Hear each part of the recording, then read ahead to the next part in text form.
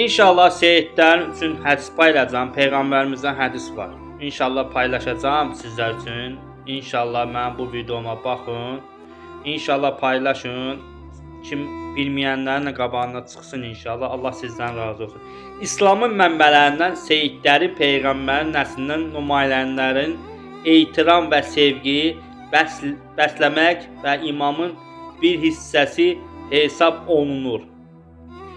Həzrəti Peyğəmbər belə buyurur seyidlər haqqında. Həzrəti Peyğəmbər nəql olunub ki, bir hədisə buyurub ki, mənim zülmün, nəslimin yaxşılarına Allaha xatir, pislərini də isə mənə xatir hörmət edin. Peyğəmbərimiz buyurub ha. Seyidlərin yaxşının özünə hörmət edin. Allaha xatir məni, pislərini də mənə görə hörmət edin.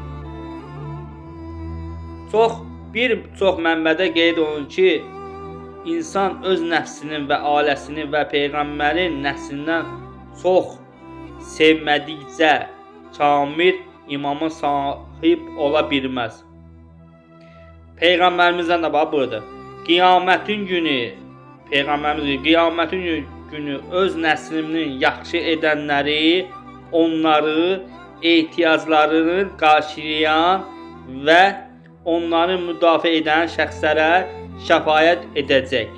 Yəni Peyğəmbərin kim nəslindən gəlib, seyidlərimizə, kim onları müdafiə eləsə, kim onların arxasında dursa, yardımcı olsa, Peyğəmbər Rasulullah buyurur ki, mən o şəxslərə şəfaət edəcəm.